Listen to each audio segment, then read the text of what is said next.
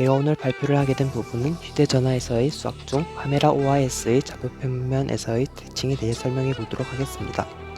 먼저 카메라 OIS에 대해 잠시 알아보자면 손떨림 같은 느린 진동 또는 차의 떨림과 같은 빠른 진동으로 인한 이미지, 영상과 같은 작업물이 번져 딜이 낮아지거나 쓸 수 없게 되는 것을 억제하는 기능을 의미합니다. 이러한 OIS는 Optical Image Stabilization의 약자로, 즉 광학식 손떨림 보정으로 흔들림 방지가 아니라 흔들림 보정을 의미하는 것으로 이미지상에 나타나는 흔들림을 최소화하는 것입니다. 이러한 OIS를 조금 더 살펴보자면 이 그림과 같이 카메라가 X축, Y축 방향으로 움직이면서 좌우, 앞뒤의 움직임을 제어하게 됩니다. 이를 좌표평면상에서 보게 된다면 먼저 떨림으로 인해 이미지가 원점 O에서 좌표평면 위의 한 점 A로 움직이게 됩니다. 이러한 움직임을 카메라가 인식하여 카메라가 OA를 원점으로 지칭한 OA'만큼 움직이게 되어 흔들림이 상쇄되게 됩니다. 앞에서 설명한 OIS와 성질이 비슷하면서도 약간 다른 카메라의 기능이 있습니다. 바로 AF인데요. AF는 오토 포커스의 약자로 말 그대로 카메라의 초점을 자동으로 잡아주는 기능을 의미합니다. 이러한 AF는 이미지 센서를 통해 얻은 영상의 대비를 분석하여 초점을 자동으로 맞춰주게 됩니다. 이러한 AF를 좌표평면에서 살펴보자면 카메라가 Z축 방향으로 움직이면서 카메라의 초점을 잡아주게 됩니다. 이를 좌표평면상에서 보게 된다면 먼저 초점이 제대로 잡히지 않아 피사체와 카메라 사이의 초점을 OB라고 하겠습니다. 이러한 초점이 맞지 않는 현상을 카메라가 인식하여 OB를 원점 지칭한 OB'만큼 움직이게 되어 카메라의 초점을 잡아주게 됩니다. 시리야, 비트박스 해줘. 연습 중인 비트박스예요.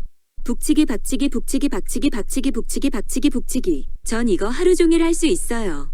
박치기 북치기 박치기 북치기 박치기 북치기 북치기 박치기 박치기 북치기 박치기 북치기 박치기 북치기 치기 치기. AI 스피커가 있는 지금 스피커와 우리는 대화를 할 수 있습니다. 심지어 내 목소리에만 반응하는 AI 스피커도 있습니다. 어떻게 기계가 목소리를 구별할까요? 소리는 어떤 물질이 떨리고 그 떨림이 다른 물질을 타고 퍼져나가는 현상이며 간단히는 공기의 떨림, 즉 진동이라 할 수 있습니다. 또 소리는 음파라고도 하죠. 여기서 알 수 있듯 소리는 파동입니다. 소리의 3대 요소는 세기, 높낮이, 음색입니다. 소리의 세기는 진폭에 따라 달라지는데 진폭이 크면 큰 소리, 작으면 작은 소리가 됩니다. 소리의 높낮이는 주파수에 따라 변하며 주파수가 높으면 고음의 소리, 낮으면 저음의 소리가 됩니다. 소리의 음색은 물체마다 독특하게 발생하는 파동의 모양, 맵시에 의해 같은 음을 내는 악기가 다른 소리로 들리거나 사람의 목소리가 모두 다르게 들립니다. 파동의 중요한 성질 중 하나는 중첩이 가능하다는 것입니다. 즉, 여러 파동이 모여 새로운 파동을 만들어냅니다. 자연에서 볼 수 있는 복잡한 형태의 파동들은 이런 중첩된 파동들입니다. 즉, 맵시는 이렇게 서로 파동들이 중첩되어서 일정한 주기를 가지게 된 파형을 말하는데요. 이 파동을 표현하기 위해서는 수학이 필요합니다. 복잡한 파동은 서로 다른 주기를 가진 삼각함수의 합으로 표현할 수 있습니다. 이런 표현 방법을 풀이의 급수라고 합니다.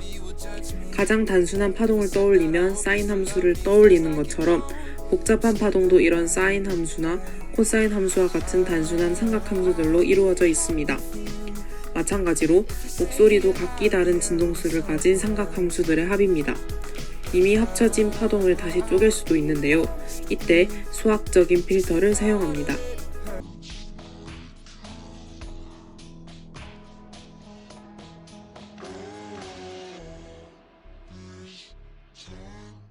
이렇게 수학적 필터를 사용하면 복잡한 파동 뒤에 숨은 파동의 관계를 진폭과 진동수의 그래프, 스펙트럼으로 표현할 수 있습니다. 이를 풀이의 변환이라 합니다.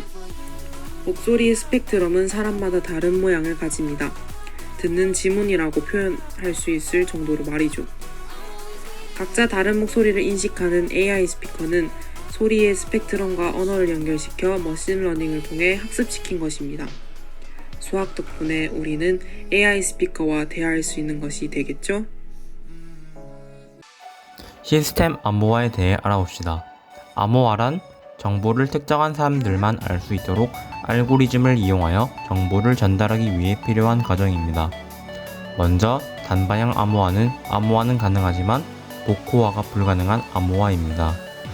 예를 들어 알파벳 ASZ를 순서대로 숫자 1, 2, 3, 4, 5, 6에서 26까지라고 가정하고 그 다음에 숫자를 더하는 규칙을 정해봅시다.